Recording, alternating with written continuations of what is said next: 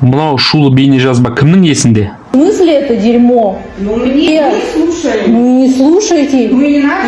Я что, по-твоему, не имею права включить казахскую песню? Здесь нет. Здесь нет? Мы всегда смехаем. Слушай, либо турецкий, либо английский, либо русский. Все. То есть казахские песни здесь включать нельзя? А зачем? Какой смысл? Потому что мы живем в Казахстане. Ну, И я казашка, я хочу слушать казахские песни. Бұл бейнежазба Көкшетау қаласында наурыз айында жазылған еді. Барлық әлеуметтік желілерде жаңалықтардан көрсетілді.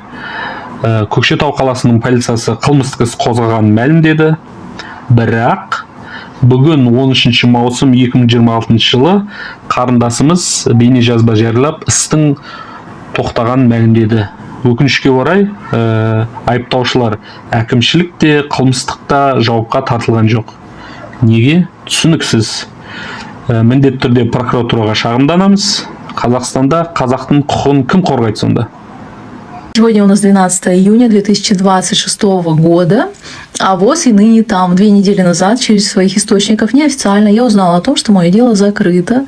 То есть, если говорить простым языком, человек, который позволял себе такие высказывания, он не заслужил даже штраф. Наш закон не узрел в ее словах ничего криминального.